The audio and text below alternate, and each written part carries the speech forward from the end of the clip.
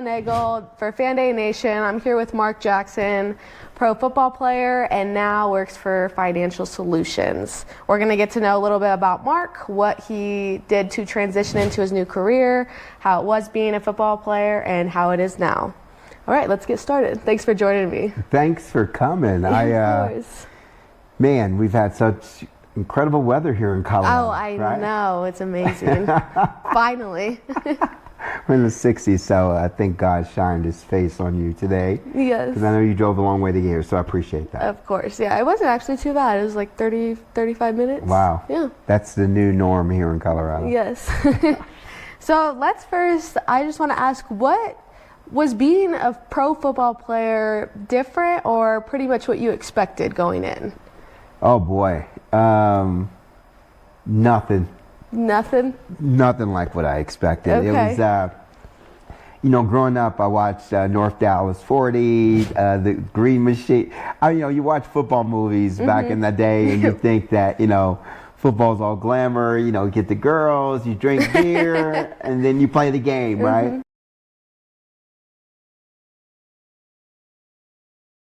And what I found out was it was a full-time job.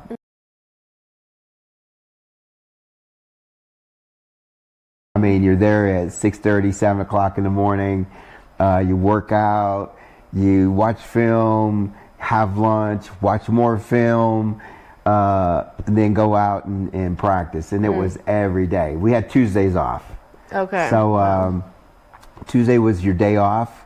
Sunday, of course, you played, but it was definitely a job, and things have changed a lot since then. But it's still pretty much. It's not all the glamour and glitz that you see and think that it is. Yeah.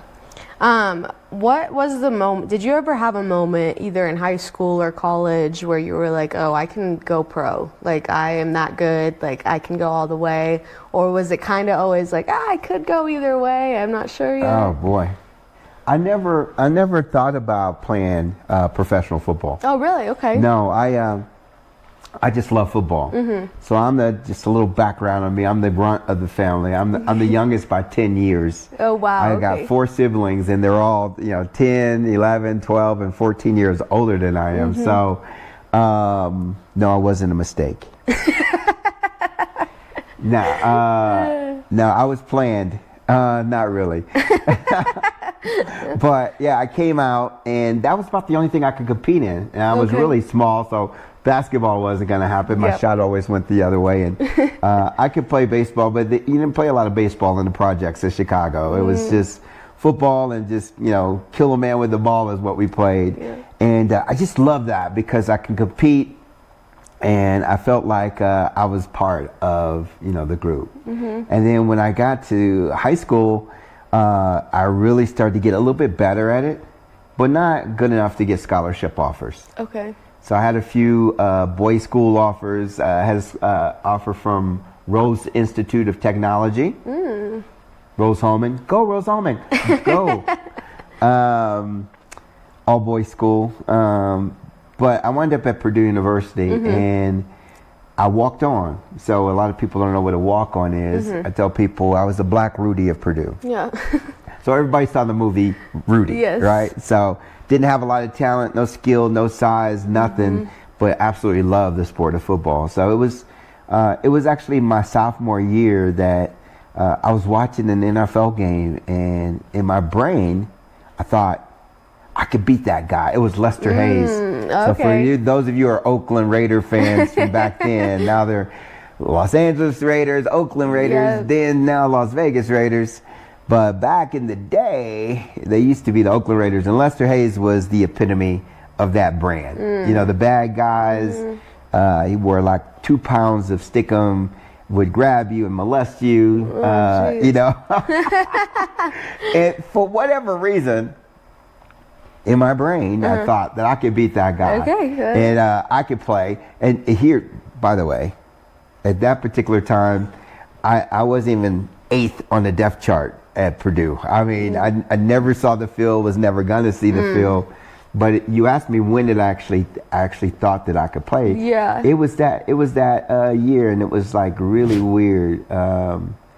I asked my coach, what do I need to do to get a scholarship? I was a walk-on, so he said, you got to get faster, stronger, catch, run better routes and catch the ball, and get taller, by the way.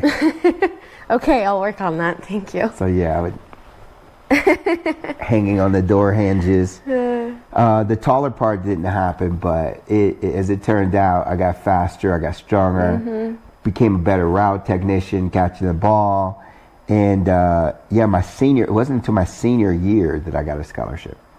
Wow. So that's when I kind of knew that I felt like I had a chance, but still the NFL was kind of in the back of my mind. I didn't really have it as a goal. Okay. What has been the biggest challenge going from playing college ball just straight to pro, and what have you faced in that environment? I was really fortunate to play at Purdue. Purdue's not the biggest. Right. All right, it's usually at the bottom of the Big Ten. We're back to the bottom again. We kind of moved up for a while and fluctuated, but I grew up in Bloomington, so I'm a big IU fan. I'm so sorry. I'm glad you told me that after we started the interview. We never would have had this interview probably. Nope. Thank you. Of course. Yeah, I was at Purdue, and I didn't realize it then, but the blessing was Leon Burnett was our defensive coordinator, and he played bump and run. That was his defense. And we had a guy by the name of Rod Woodson, who's in the Hall of Fame as a defensive back. I went up against a guy named Don Anderson, rest in peace, Donnie. He was better than Rod probably, and faster, definitely at the cornerback position. Then I had a guy named Chris Dishman that I went against, who also was an all-pro, played for the Houston Astros, and then the Houston Oilers, and then Tennessee Titans, but made Pro Bowl a few years ago. Also is a head coach now, college. What's up, Dish? Look, I'm going against pro players in college. You're right. And I was a walk-on, so they were the first team guys, so I would practice against them every day. So my transition, and then I had Jim Everett as my quarterback. What's up, Jimmy? I wouldn't even be here. I wouldn't be here today without Jim Everett. All right. And I'm not talking about just as a person, but with Fan Day Nation. He's the one that made the introduction to Mike and I. Mike and you? Did you know that they played in high school together? I did know that. Yes, Mike told me that. That's amazing. Jim Everett was my quarterback, who's strong arm, great quarterback. So to answer your question, yes, it was a very simple transition for me. So for guys that played at other colleges where they played against zone a lot, or they didn't have a strong arm quarterback, I mean, Jim really prepared me for going in a lineup with John Elway, who arguably throws the ball harder, if not, as hard as anyone that's ever thrown it in the NFL. So I think that was a huge benefit for me coming, because I was used to swim techniques and getting off people holding you and all that craziness, where some of the taller guys or guys that didn't go against that in college had a rude awakening, really. Yeah, that makes a lot of sense. Yeah. Just speaking of like switching quarterbacks and everything, how was the dynamic changing teams? Like going from the Broncos to the Colts to the Giants, just all the different dynamics, and you didn't really play that long at the Colts or the Giants. So what was that transition like? And was it a little piece of home when you went to the Colts because you were at Purdue, came back? So crazy, wasn't it? I mean, my career went a full circle. Yeah, I went all the way around. I started in Indiana, Purdue. I went west to Denver. Then I went east to New York, and then I came right back home, back to Indiana. It was, I always thought that I played my full career in Denver. Okay. And literally, it was the first year of free agency, 1992, after 92 season, 93 season. That I went to play with the Giants, and the transition again, I mean, God's always shined his face on me. The transition was simple. Why? Guess who else went to New York? Dan Reeves. So the coach that brought me into the NFL was my coach again in New York. So it all lined up. Same offense. I knew the offense like the back of my hand. It was, year 8 for me.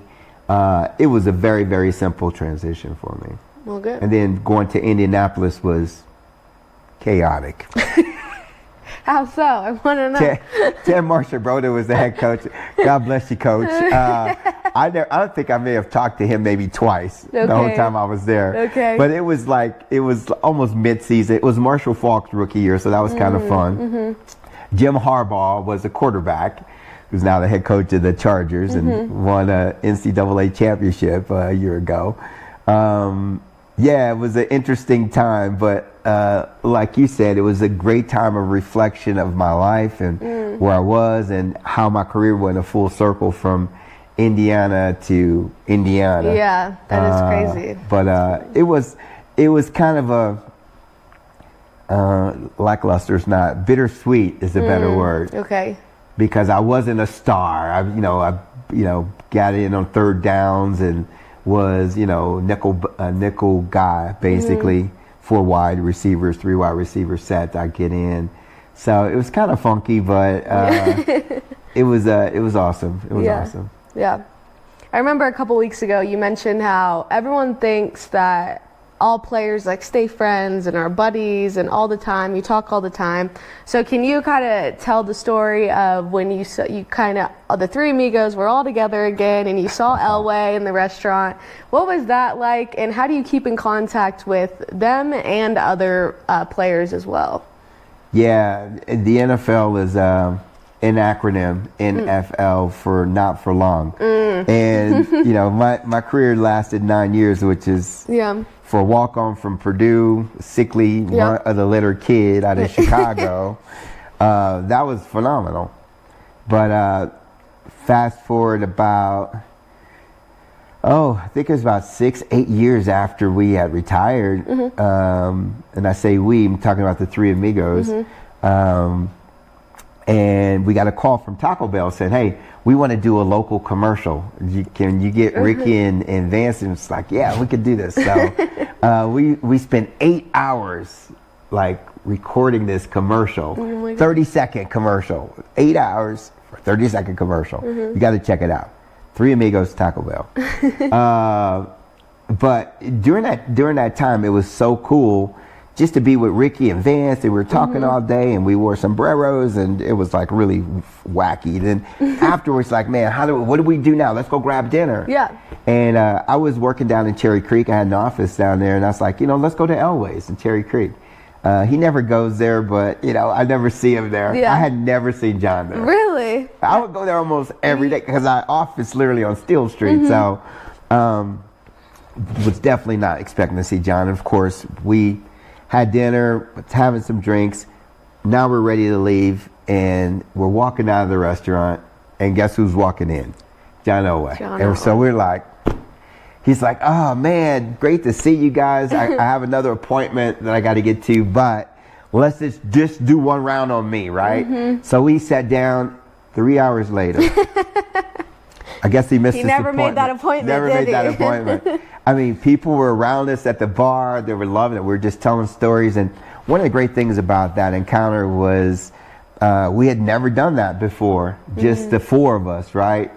Ricky, Vance, myself, and John. And we talked about different plays and different games and what he was thinking in this particular game, what we were thinking. And we were sharing so much. It was just an awesome meeting. And fans probably think you guys, had already talked about that 100 times before, and it's just crazy to hear that you don't. No, you don't. Literally, when practice is over, everybody goes their separate ways.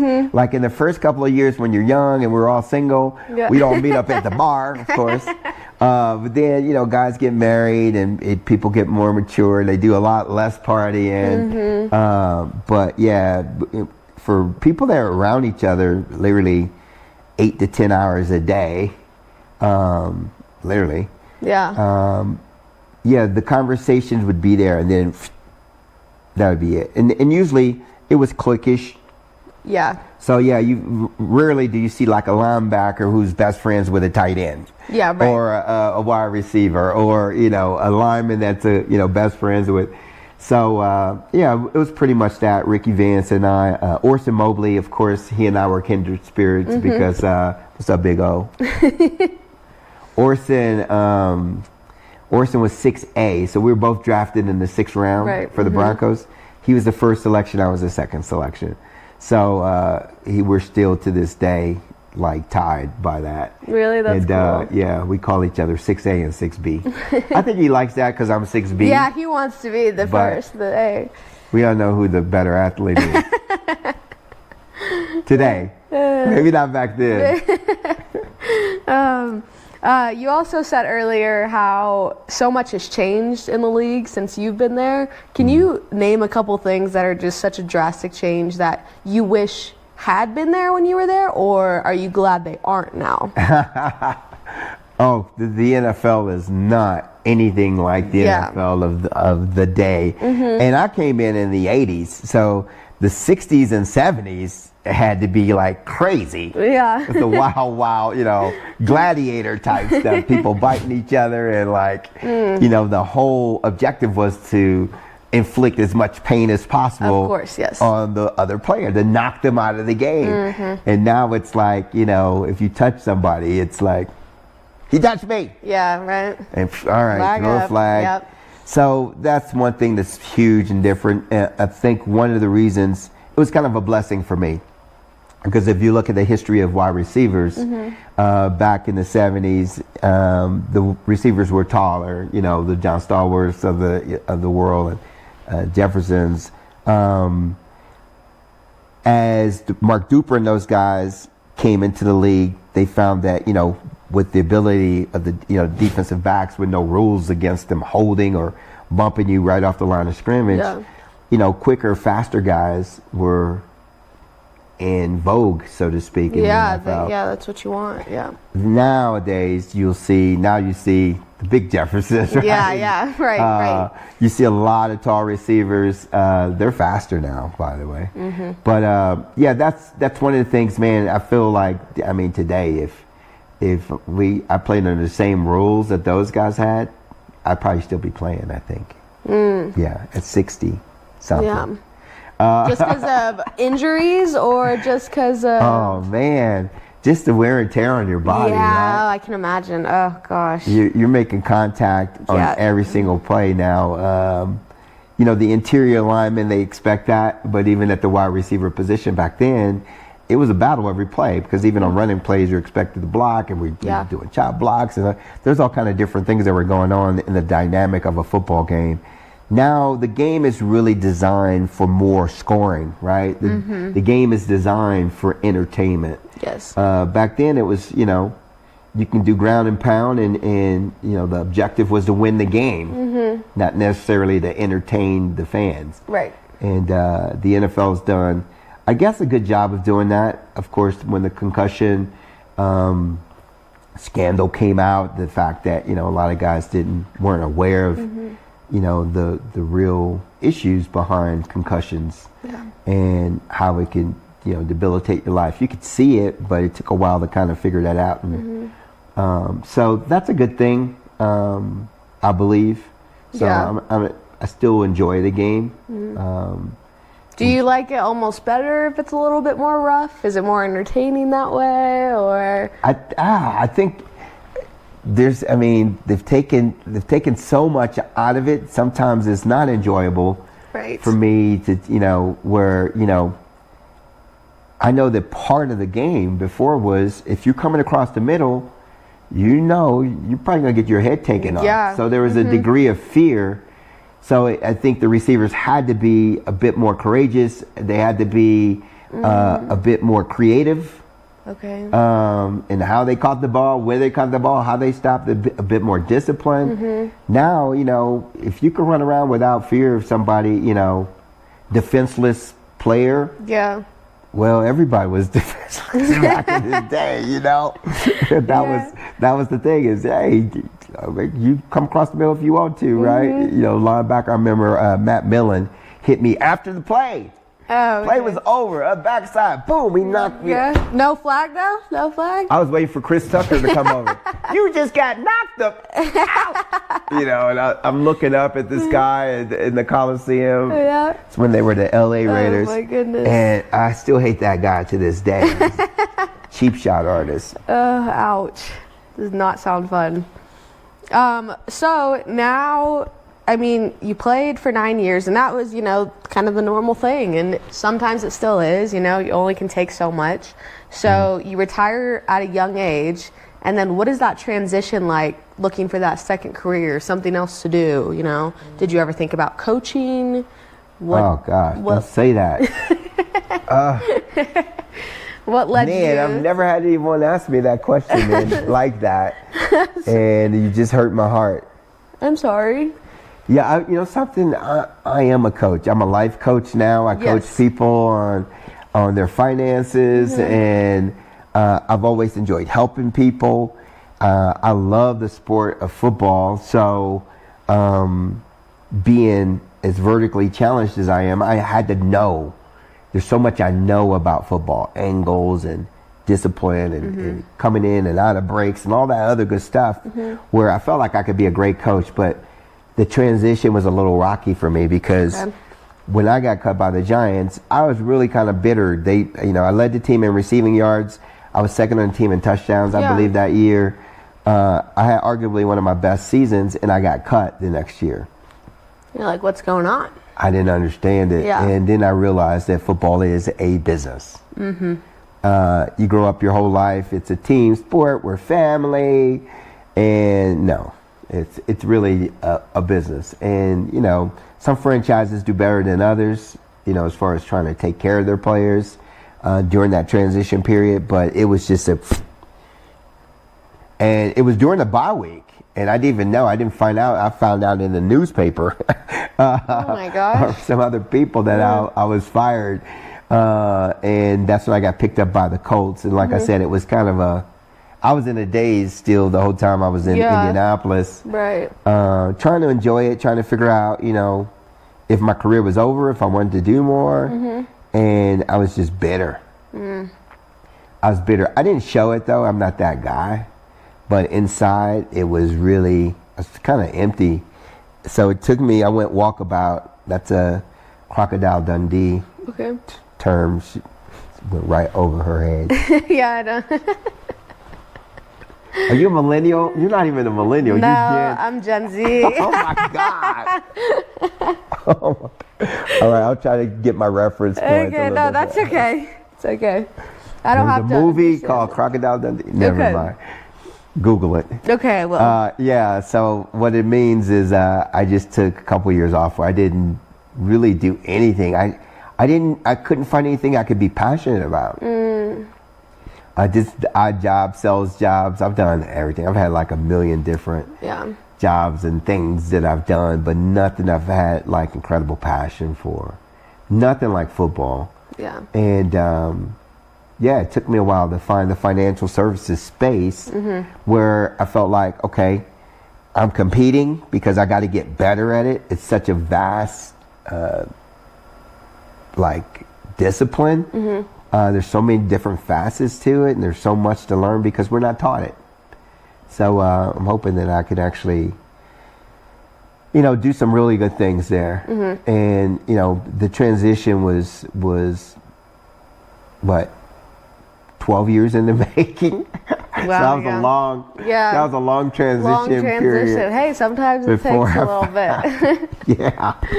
But once I started to figure that out, and now you wake up and instead of rolling out of bed one leg at a time and going to the job, you jump out of bed because you're excited about, you know, what's going to happen that day, what you can do that day. And then literally, heck over the last 4 months, I've been talking with Mike and Fan Day Nation and talk about passion. I mean, this is what I live, is Fan Day Nation. It's about relationships with fans, with each other, you know, within the fandom, within the celebrity, you know, or influencer arena. And when he first mentioned it to me and we started to chop it up around, you know, being a part of Fan Day Nation, I thought, you know, let me think about it. Yeah. Okay. That didn't take a lot of thought. Yeah.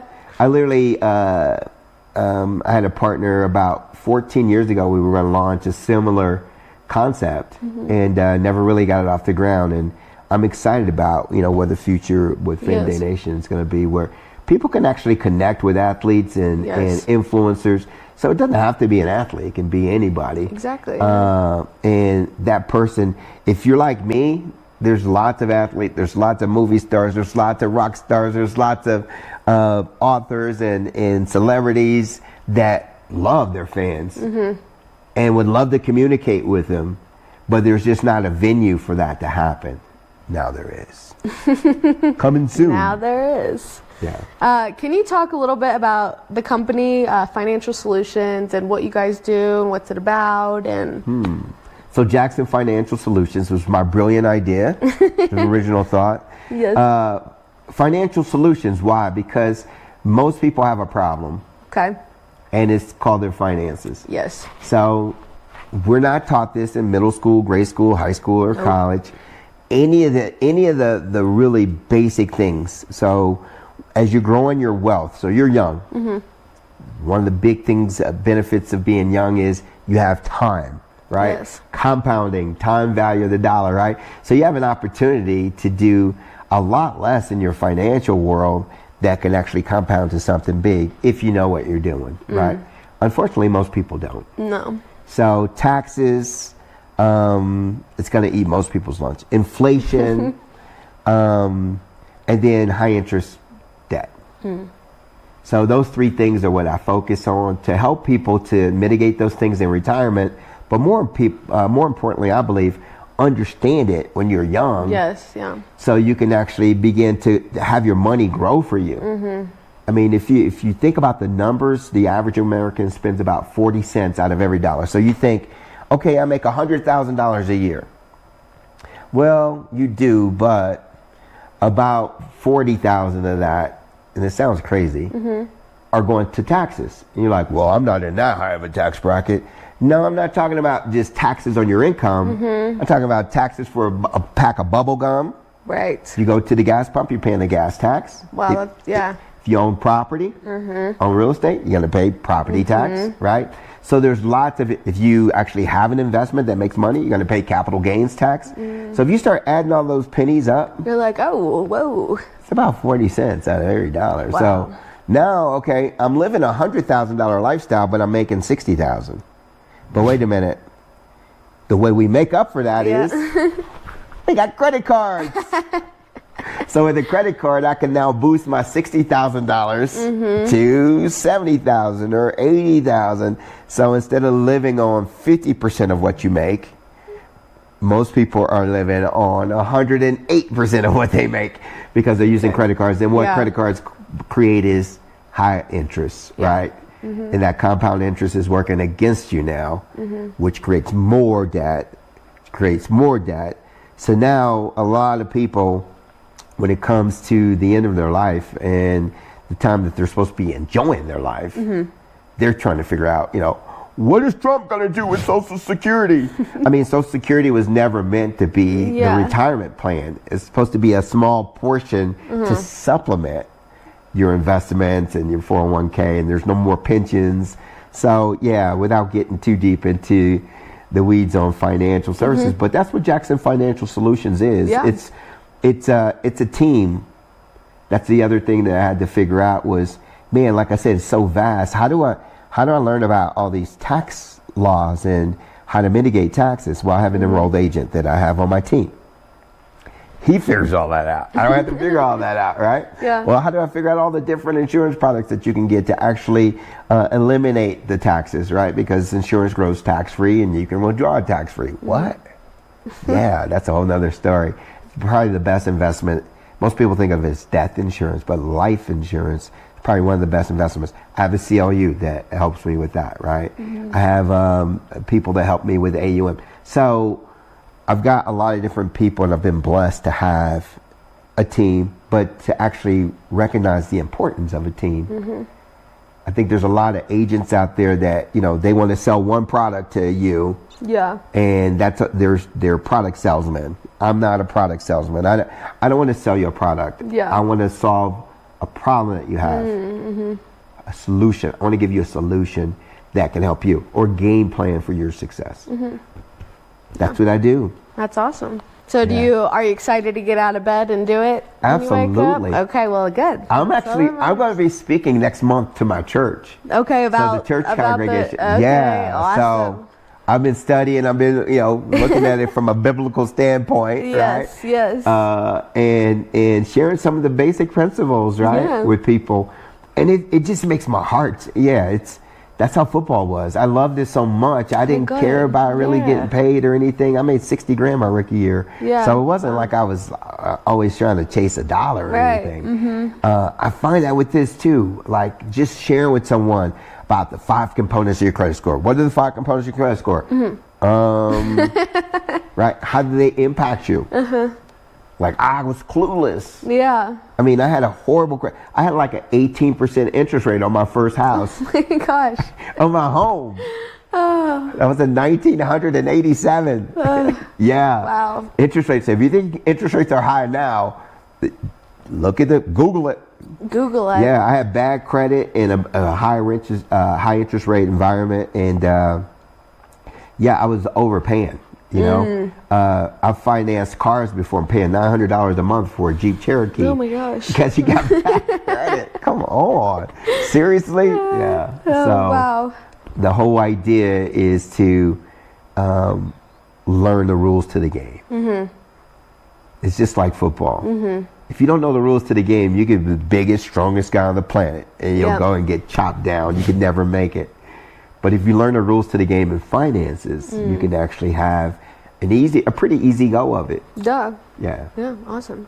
Well, what would you tell someone you kind of found like a passion again you didn't know you had, just kind of like football, you wanted to find kind of that equalizer. What advice would you give to someone who is coming out of any pro sport and trying to find, their second step? Because they're going to be younger, they're going to just try to find something that they love as much as they love their sport. So what would you tell them? That's exactly what I would tell them. Yeah. Find something that you love as much as you love this. Yeah. And here's the cool thing about today's athlete is they get paid a lot more. Yeah. So, and it's good and it's bad. It's good that they get paid more. It's bad if you don't know the rules to the game, or have someone that's managing your money that knows, that you can trust, that knows the rules to the game. So, athletes nowadays can play, 2 or 3 years and really be set for a lifetime and have a couple, and actually create generational wealth. Yes. Through a sports career where you're making, 20, 30, 40 million dollars. It doesn't take too many years of that to actually grow some pretty good wealth. But yeah, in making that transition, do something that makes your heart, happy. I have seen athletes, I've never been a salesperson. Sales, and don't get me wrong, sales are what makes the world go round. There has to be things sold. Somebody sold this bottle of water, right? Yeah. Somebody came up with the idea of making it look pretty and healthy. Yep. Maybe we're not drinking. Hey, maybe we should put some other advertiser. Is this in the shot? Yeah, it is. My water of choice. No. Maybe they'll call us to see this and say, Maybe they'll give us a partnership with the Sony. Find something that you love doing, man. Find something that you feel like you're helping people. Because literally, I believe everybody's purpose on the planet. People say, I'm looking for my purpose. Your purpose is to help other people. Huh? Yep. That's literally how we're designed. Yeah. But some people, would disagree with that, and they contradict that, and they may not be the happiest person that you come in touch with. Yeah. But I've been pretty happy with that concept and following that mindset. I know you kind of mentioned it earlier, but what made you want to be, why Fan Day Nation? Why do you want to be with us? I think Fan Day Nation is a concept. It's something that needs to happen. really, because like with me, with social, if I'm on social, it gets so scattered. There's a lot of negativity. It can cross into political things and religious things and things that I don't really go onto social to find. Some people go on to social for their news and such. I get it, but I want to if I want to connect with people that are positive. And that's literally, as I was talking to Mike, I was like, if this is something you're looking to create, I'm in. If you're looking to create something that's positive, something that can enhance a person's life, right?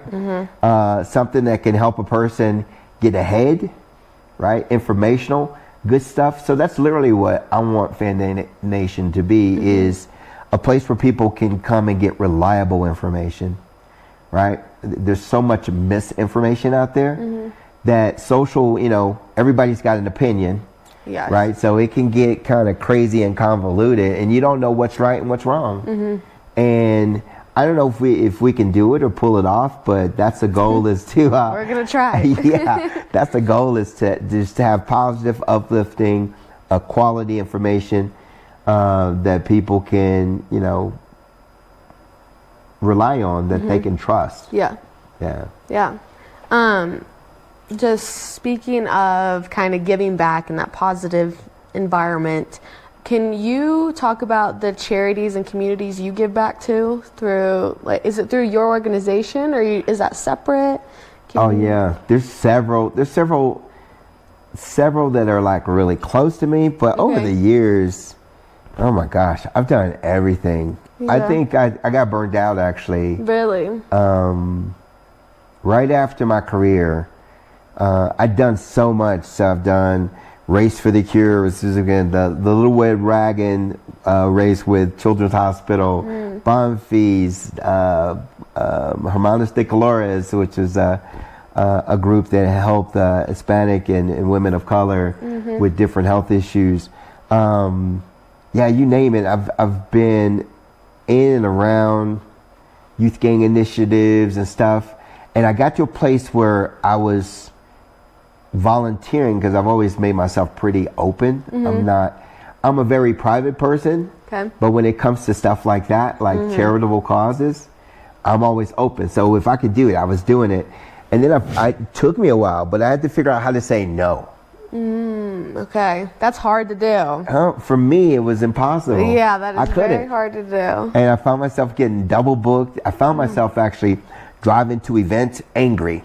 Like, why did I sign up for this? It's Saturday at 7. It's Saturday morning at 7, and I was out all night Friday night. Right? So it's like, And moderation and finding. There's lots of great causes out there, and there's a lot of great organization. And what I've done in my life has been able to find a few that I absolutely love, and I pour myself into it. Like I'm on the board for A Precious Child. It's a organization out of Broomfield that like impacts the whole Front Range here in Colorado, and we're part of my initiative, or part of the things that I'm doing with that organizations to help them to grow their footprint on the south side of town. So they're mostly on the north side of town. But they do a lot. They're behind the scenes of a lot of other companies that are out there helping people. Are you kidding me? Thought I turned that off. It's okay. You're gonna have to do some serious editing. Sorry. It's okay. All good. So Justin Simmons Foundation, Precious Child, trying to think of some of the other, the Denver Bronco Alumni Association. We have our own charitable organization. So through us, we give out to Spillionaires, we give out to Denver Street School. A good friend and has become, I gotta call you, man, I'm sorry. Coach B, or Pastor B, I should say, at the Denver Dream Center, which helps men that are homeless out on the street, people that are making the transition from being incarcerated back into to society. What a huge undertaking that is, and what they do. So I have a few that I spend a lot of time with, as opposed to trying to, touch everything. Do everything, right? Yeah. Well, you talk a lot about helping people and giving back and being there for others. What do you do for yourself to kind of relax or just wind down? This interviews with you. This is what you I was do. so happy. See how happy I was when I saw you at my front door. No, you're my first visitor. There's nobody that's ever been. It's like the Batcave. Nobody's been here, and I didn't have to spray you or anything. That was probably another reference that went over her head. That's old school Batman. Yep. I don't know if the new Batman does that. I wouldn't know either. I wouldn't know that either. That's crazy. Yeah, I don't, I am a Netflix and chill guy now. Yeah. Solo. Just like to watch. No. What's your favorite show? What do you like to watch? It's weird that I said that because for 15 years I did not own a TV. Really? And I recently just got a TV. And I say recently, in the last 3 years, okay, I've started watching TV again, and I've kind of slowly brought myself into it. Why didn't you watch TV before? I'll binge it. You know what? Who was it that said it? I think it was Jerry Clark who said this first, and it stuck with me. Okay. He says, I call my TV the electronic income reducer. Ah, that makes a lot of sense. Yeah, because people are spending 4 or 5 hours a day in front of their computers. Where you could be working. Yeah. Yep. Or resting or doing anything but watching stupid TV. But yeah, I decompress now. Reacher. I got to watch my Reacher. Look, I've been disciplined enough. Reacher's been out for 3 weeks now, and I still haven't watched one episode yet. Oh, no. So that's amazing. So yeah, that, and now there's a new series with David. I'm actually rewatching The Chosen again. I love that show. I think it's so good. God. Yeah. I was crying the other day, man, when he touched out. I was like, oh man, Jesus help me. Help me, Jesus. Yeah, what else do I like? I like a lot of action stuff. I watched Person of Interest. I watched all the Citadels. There's 100 of them now. It used to be one, and then they made 2 different, Honey Bunny and Diana. So there's my length and breadth. So I got a couple Prime, couple Netflix. Okay. But I keep it to a minimum. I'm going to do one episode, And that's it. I used to binge, or on the weekend I'll just watch it all. I watch the whole series.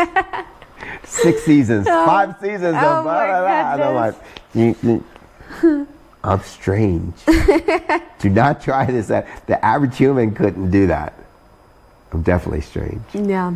What's your favorite series? Ooh, that's a good one. I don't know. I watch all kinds of different things. My favorite show ever is Friends. Oh, really? Yes, I've seen Friends so many times. I love it. I don't know what it is. It's like a comfort show. Who's your person? Who's my person? Phoebe? Phoebe, probably. Yeah. How did you know? How did you guess it? You are Phoebe. I'm Phoebe? Oh, well, I'll take it. I'll take that. Oh, I love it. Oh, my goodness. Whew. Well, my last question for you, Mark. Okay. Is how do you want to be remembered? How do I want to be remembered? Oh, that's morbid. What a morbid question. I know, but don't think of it as just put me in the grave already. You don't have to go in the grave. What do you want people to say about you? You could be still alive. What do you want them to say? I can still be alive. You can bury me alive. Something that's kind of cool because I'm doing a lot more retirement planning now. So it's like a lot of times you go through your life and you're not expecting anything, or you're not contemplating anything. Really, when you're young, there's zero contemplation. It's like, party, let's go. You want to do this? Yeah, jump over there. Yeah, jump off this. Yeah, you do so many things that as you get older, you're like, I've seen videos and memes of that, like,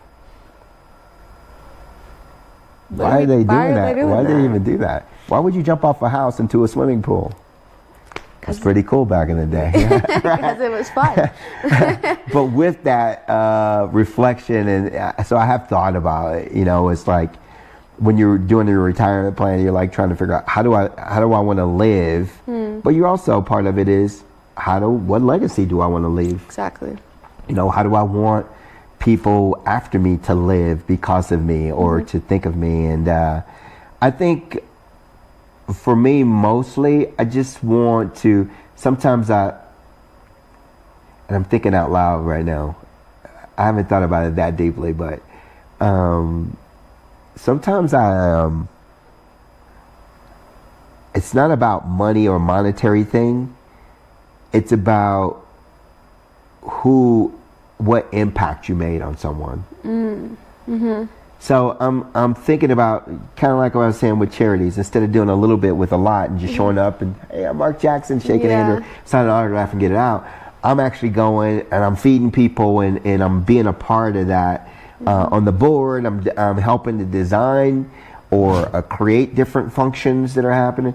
So I'm making more of an impact, right? Yes. So that's how I want to be remembered, as someone that made an impact. Like I remember him, he did this for me. And when I say for me, again, it doesn't have to be monetary. He made me think of this in a different way. He helped me to understand that. Or one of the cool things that I can't help is going to be a part of my legacy is I played 9 years in the NFL. And playing here in Denver has been like crazy, right? Yeah. Because Denver fans are fanatical. It's not like New York fans. It's not like, and it's because Denver football is it's entrenched in the homes here in Colorado, right? It's been here a long time. So, I was part of, a couple of the biggest plays and games in Denver Bronco history. And part of my legacy, I will get people all the time. I had a guy come up to me and says, my dad was in a coma during a drive, and we all went to the hospital just to be by him and with him because he loved the Broncos. I mean, he had his Broncos shoes on, socks on during the game, but he was in a coma, and we were all there watching the game. And he said, I swear, when you caught that ball against Cleveland, my dad moved. Wow. And then he passed away 2 days later. Wow, that is intense. Oh my That's God. crazy. I was like, What did you say to that? I was like, I'm seriously, the guy was starting to cry. So I'm a wimp. So I'm starting to tear up too. I'm like, come on, man, stop this.